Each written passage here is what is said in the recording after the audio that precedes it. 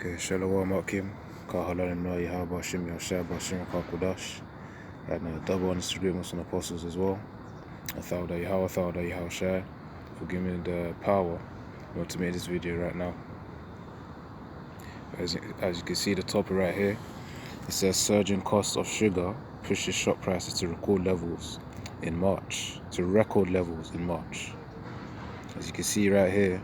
And the thing is, as we know, sugar is used in majority of foods, man. As you can see from the picture as well. You know, all these snacks as well that people eat. You know, sugar's used in breads. Sugar's used in, all these businesses as well use a lot of them too. So the sugar is an essential component of food. That's essentially what I'm saying. As it says shop price inflation reached a new high in March amid warnings that soaring food costs are yet to peak. And skipping on, it says overall food inflation accelerated to 15%, up from 14.5% last month, which was February, because right now it's March. As you can see, the article was released 28th March 2023, right there. So it says, it went up, it accelerated to 15%, up from 14.5% last month, while the price of the fresh food is now 17% higher than last March. So the highest rate on record, which is 17%, man. And clearly the increase, people have been realizing that as well, man. I remember, this is not related to sugar, but I remember when going to a supermarket where I was going to get some peanuts, and then I think prices before, they were like £3.50. Right now it's increased like to £4.50 or something of that sort. I did go check again, because that was some time ago. But I think it was that was probably last year. That was last year when I checked that. So I probably got to go again and see how much this increased now. But the point is, this is based on sugar. It says the increase in cost of sugar coupled with high manufacturing costs contributed to the price rises for chocolate, sweets, fizzy drinks, while the fruit and vegetable prices also rose as poor harvests in Europe and North Africa limited availability. I know during the times where, Yahweh Shai sent that pestilence, that also hindered the trade as well, man. So that will bring in that lag effect where, countries are really importing and exporting as much and still got to catch up with that. Or really the consequence of that the lockdown would then catch up to economies. So, it says here Europe and North Africa limited availability, man. It says inflation on items other than food also reached a new record of 5.9%, up from 5.3% in February. It says the BRC chief, I don't know who that is, but probably someone related to inflation or somewhat. In fact, let me search your BRC chief. So okay. BRC chief. Okay. BRC chief. Then there's probably something related to some economics or finance or whatnot. Let's see. It says British retail. Oh yeah, so basically related to businesses like Tesco's, Asda and whatnot. British Retail Consortium. Let's get back to the article. It says here, the BRC chief executive Helen Dickinson said shop price inflation has yet to peak, so obviously there's more increase to come. I remember, I feel last year as well, brothers are still doing it as well, where, hyperinflation is coming, man. Hyperinflation is coming to many economies. And of course, when hyperinflation happens, that's when the buying power of whatever currency is in that country, or whatever that currency is for the country, the buying power then reduces drastically, which means you can buy less. You can buy less for a lot of your currency. So even if you had a lot, it's like you only buy less of it. So that's just a simplistic way of describing the hyperinflation. So it says here food prices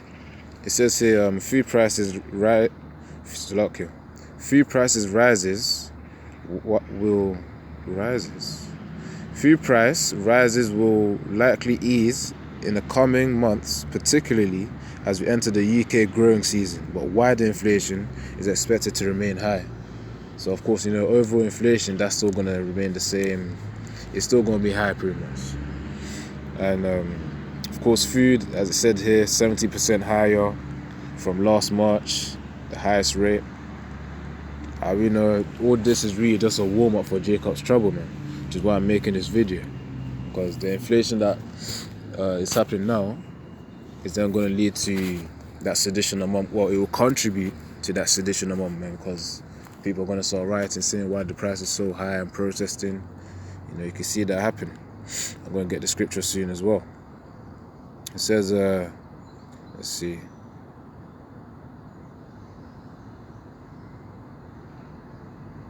But yeah, obviously they're saying that, obviously because in the UK the growing season's coming soon, because it's March right now. Between April, May, June, July, I think that's pretty much like the harvesting season, or the growth season as they called it. So that's why they're trying to not make people worry. But as brother has been saying, man, that hyperinflation is going to kick in, man. It's going to kick in. And also there are other events that are to come as well that also speed up the downfall of this kingdom. Okay, so that's the article done. Let me get to the scripture.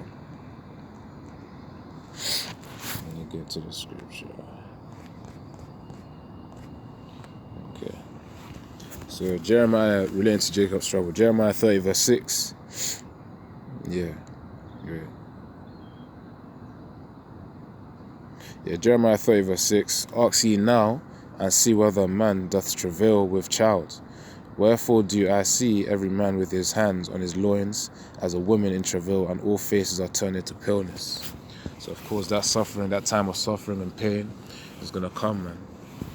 People aren't going to be as lively as they are right now, having their jobs and, getting payments, going on vacations and whatnot. They're not going to be as lively as they are right now, man.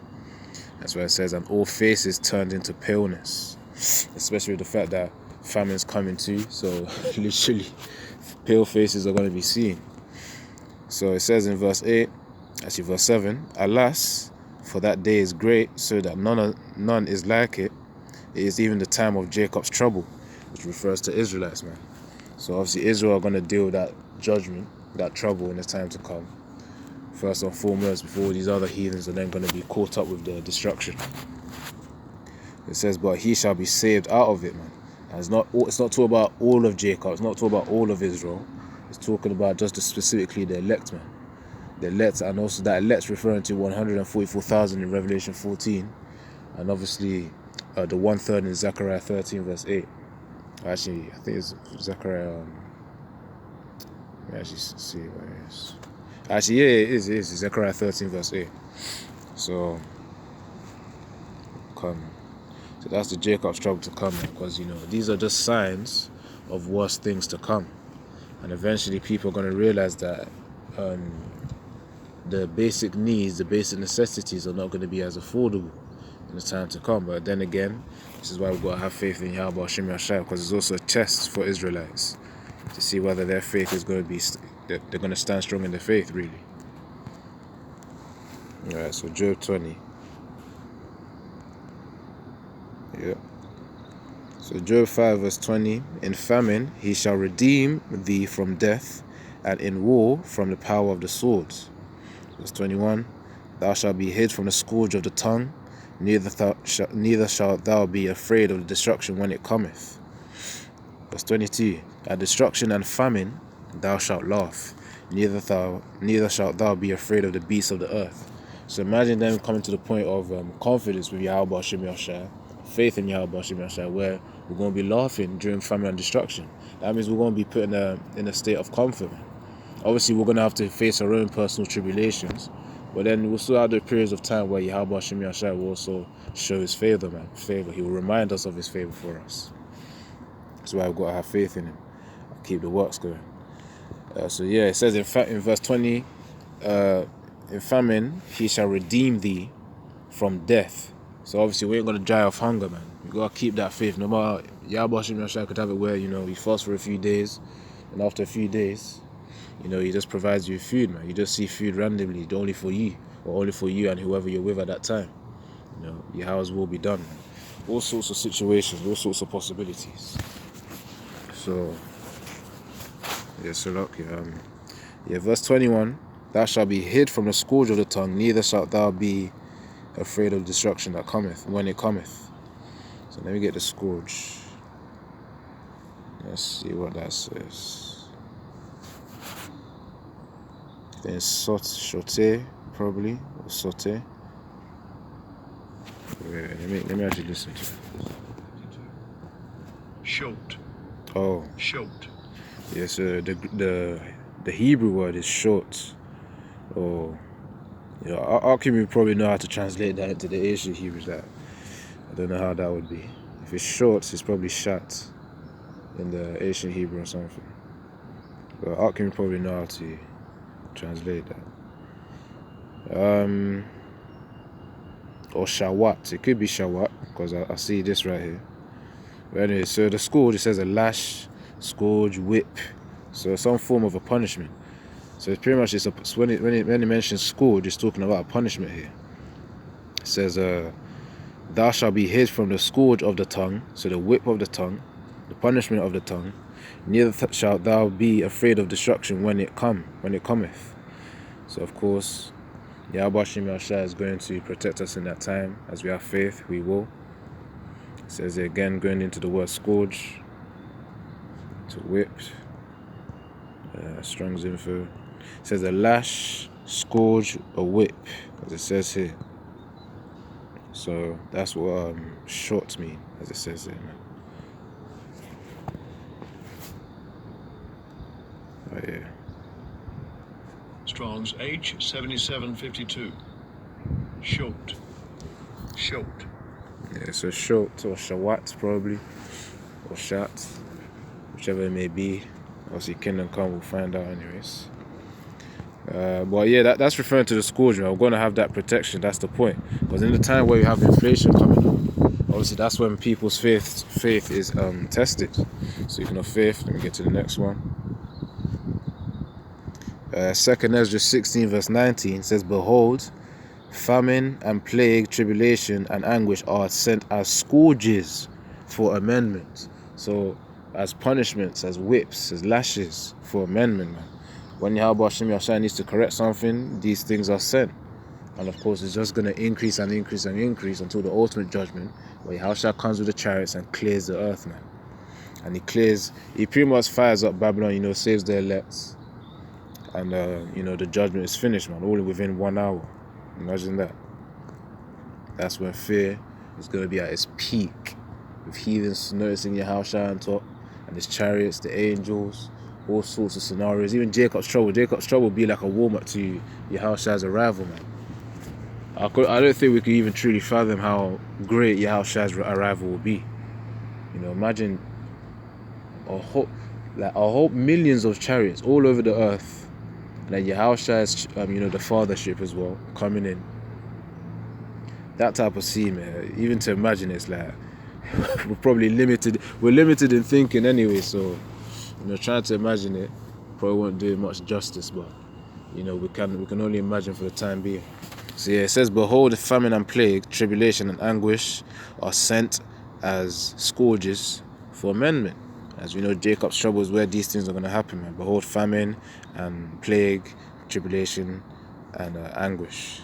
So of course in Job as well, if you go back to Job, it says say in famine and where is it?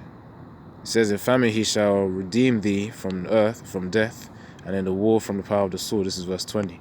Verse 21, thou shalt be hid from the scourge of the tongue. And remember here what he mentions about these famine and plague and tribulation and anguish being the scourges for amendment.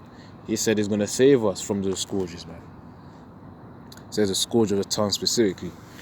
But yeah, that's pretty much the punishment of it.